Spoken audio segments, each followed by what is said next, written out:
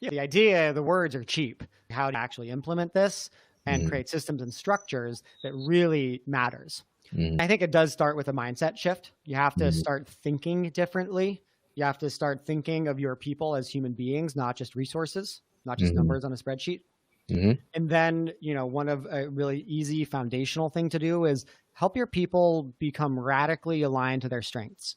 Mm-hmm. So Gallup Strengths Finder, via character strengths, two amazing resources that you can start with immediately. And you start helping people understand and awaken their strengths, Mm-hmm.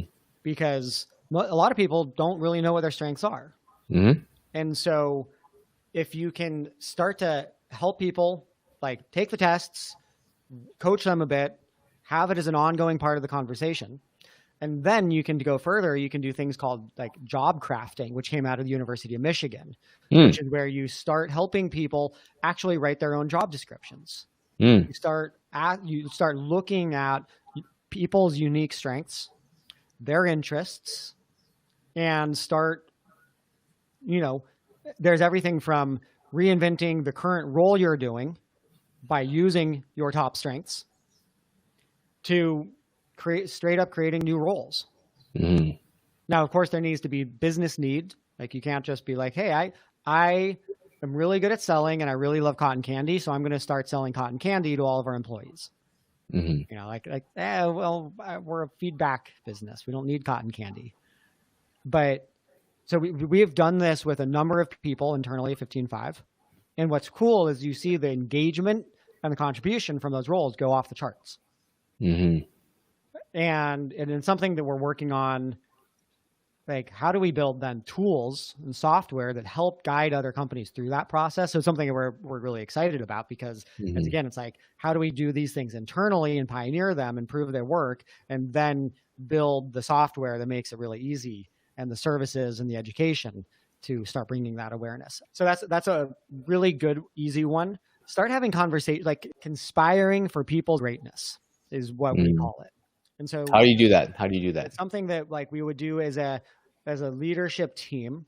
We would get together often at our in-person retreats, and we would go through our teams, and we would think about what do we want for this person? What do we know about this person? And like, and we're always listening through like the Question Friday questions, of like, what do you really want in life, or what's on your bucket list? And we're actually taking notes, and we're paying attention to what are people's dreams and aspirations in life. And then we have these, we conspire for their greatness. And so we think, oh my God, like our chief of staff, this incredible woman, Stacey Hurst, who's the mom of 15.5 from day one, incredible backbone of the entire company. And like 2 years ago, she, in a Question Friday, revealed that she loves driving fast. And one of her dreams was to drive a race car.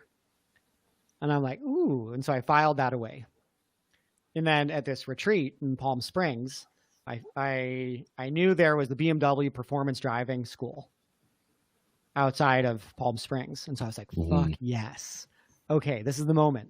And so the last day of the retreat, when everybody else is traveling home, we like basically tell her to get in the car, don't tell her what we're doing. And we bring a film crew with her, and we drive her out to the BMW performance driving school, and she spends 4 hours race car driving performance BMWs. How cool is that? You have an evangelist for life. Yeah.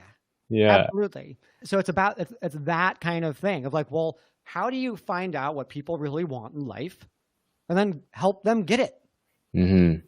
Like that's what servant leadership is. That's what flipping the script is. Mm-hmm.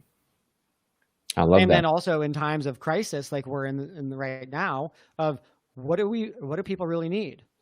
Mm-hmm. How can we provide more support? How can we provide more resources for mental health? How can we provide space for people to not be okay? Mm-hmm. How can we have it be okay? How can we help people actually drop into more of their grief, more of their fear, and explore it a little bit? Not that our role as a company is to be a therapist, but how can we create an environment where that's okay? where it's not taboo to talk about going to therapy.